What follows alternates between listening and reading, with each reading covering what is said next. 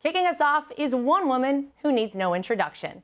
From the Sunshine State to the nation's capital, Attorney General Pam Bondi is already bringing the fight, cracking down on sanctuary cities, violent crime, and government waste. She reflected on her vision for a new and improved DOJ, her path to the top, and the unlikely phone call that led to an enduring friendship with President Trump. Well, Attorney General Bondi, thank you for joining us. First question, did you ever imagine that one day you would be the United States Attorney General?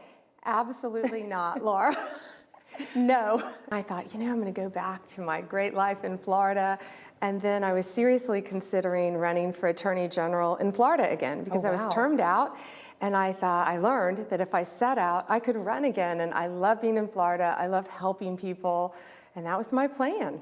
And yet you didn't just become an Attorney General, you became an Attorney General of the entire country. Of the country. How did that all go down? Were you expecting the call to ask you to be in that position? No, of course not. He called me early one morning and, without ever sharing our private conversation, he, of course, in his way, talked me into doing this. And I've always told him, if no one else could answer the switchboards, I would become the best switchboard operator ever if you need me to do this. And he told me he needed me to do this job, so I'm going to try to be the best Attorney General I can ever be in the country. It seems like things are different now. Like people are all working together for the same goals. And I don't know that I've ever experienced that with a presidential administration before. Nor have I. And I've never seen this before. And you know what? We all adore Donald Trump. And we want to protect him and fight for his agenda. And the people of America overwhelmingly elected him for his agenda. And most of us were pre-existing friends, which makes it so easy. We all genuinely love each other. And for instance, this week I was FaceTiming with Lee Zeldin and Scott Bessent. I'm on the phone with Tulsi constantly. I'm in the Situation Room with Mike Waltz. I talk to Pete Hegseth. Marco is a dear friend. I mean, all of us.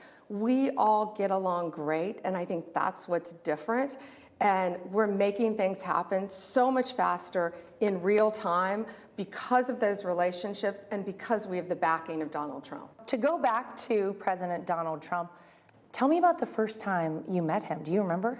I do. Well, first time I spoke to him, and I don't know if I've ever even told him this story, but I was a prosecutor. I was a state prosecutor, and I was in my office one day, and my secretary, Ann, at the time, she comes in and she says, Donald Trump's on the phone for you. And I said, Donald Trump, the billionaire? And she goes, yeah, he wants to talk to you. I'm like, okay. Well, I got on the phone, and I was commentating at the time. I've been doing that since my 20s, and he heard me on one of the networks talking about, I think it was on MSNBC, and I was debating someone about the flag at Mar-a-Lago. In defense of him, the city tried to sue him over having this giant, beautiful American flag. So he saw me defending him, got my number somehow, called at the state attorney's office, and just wanted to thank me. And that story, by the way, that's so funny. That story with the flag, that was well before Donald Trump ever entered politics. He was fighting for the American flag so long before he considered running for president, before he would ultimately become probably the most consequential and important president of our lifetimes and maybe in American history.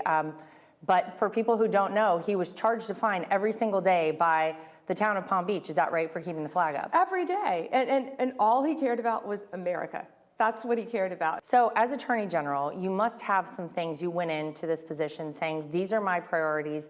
This is what I hope to do as Attorney General of the United States. Can you share some of those? Well, and my priority, it was really clear, and it was a directive from the president: keep America safe, make America safe again. And I was a career prosecutor. I was a state prosecutor for 18 years before I was Attorney General for Florida. So violent crime, fighting violent crime is what I did. And now getting to do it on this huge stage and this level and helping to hopefully protect our country every single day is why I'm doing this job. And he's made it really easy because he has our backs and we're there to support his agenda, and it's making America safe.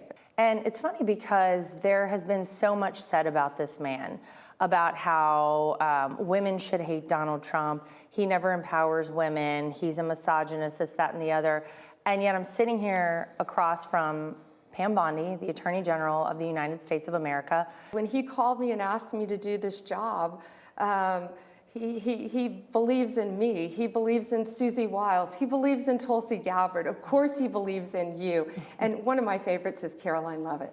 You know, this young woman, the youngest press secretary ever, and look at the job she's doing with a baby at home, going nonstop. He supports all of us, men and women alike, and he empowers us. And I think the great thing to remember too is he just wants the best person for the job. Right. But it's just so fun to work together with everyone and, you know, for a united cause, making America great again. It's that simple.